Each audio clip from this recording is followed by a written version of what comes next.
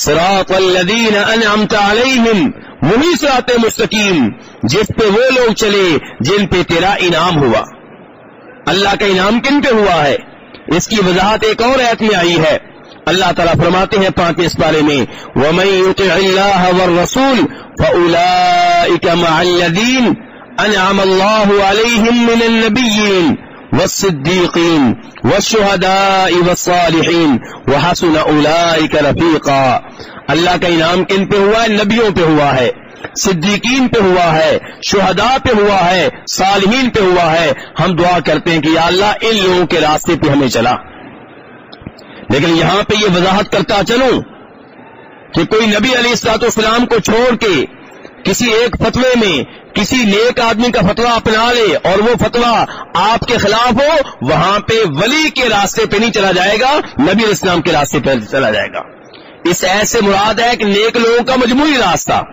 لیکن اگر کسی ایک مسئلے میں کسی عالم دین، کسی ولی، کسی شہید، کسی صدیق سے غلطی ہوئی ہے اور ان کا فتویٰ قرآن و حدیث کے خلاف ہے، وہاں پہ نبی علیہ الصلوۃ والسلام کو نہیں چھوڑا جائے گا، قرآن کو نہیں چھوڑا جائے گا، اس بزرگ کے فتوے کو چھوڑا جائے گا۔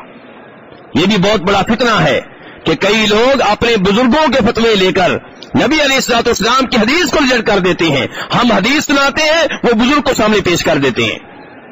اور یہی صورتحال جب صحابہ کرام میں پیش آئی تھی تو صحابہ کرام شدید غضبناک ہوتے تھے اس آدمی پہ جو آپ کی حدیث کے مقابلے میں کسی اور کا قول پیش کیا کرتا تھا۔ خطیب بغدادی روایت کرتے ہیں الفقیہ والمتفقہ میں، میرے بھائی توجہ سے، عبداللہ ابن عباس رضی اللہ عنہما لوگوں کو حج تمتع کی ترغیب دے رہے ہیں۔ کس حج کی؟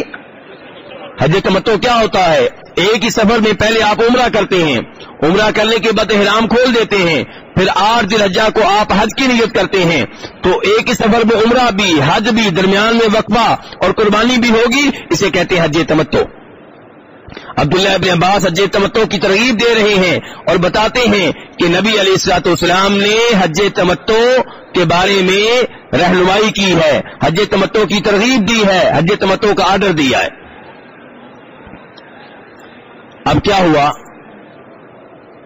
کہ عبداللہ ابن عباس نے کس کا حوالہ دیا ہے؟ نبی صلی اللہ علیہ وسلم کا۔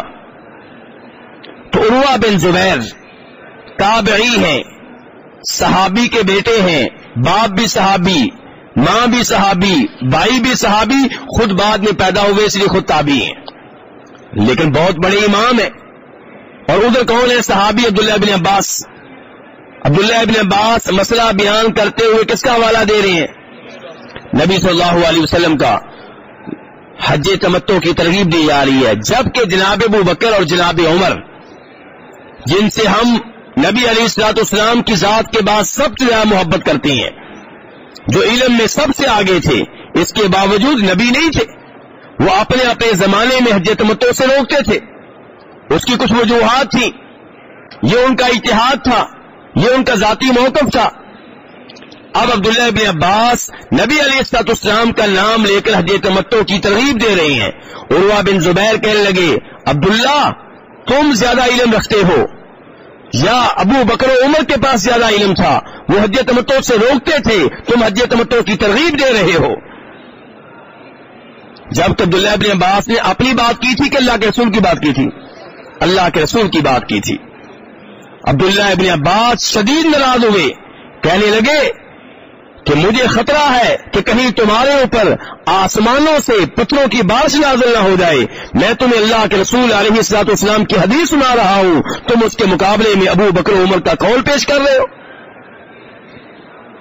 اللہ کے رسول کی حدیث کے مقابلے میں جناب ابو بکر جناب عمر کا قول پیش کرنا بھی درست نہیں ہے۔ کسی اور پیر، کسی اور ولی، کسی اور بزرگ، کسی اور عالم دین، کسی اور قاری، کسی اور امام کا قول پیش کرنا کیسے جائز ہوگا؟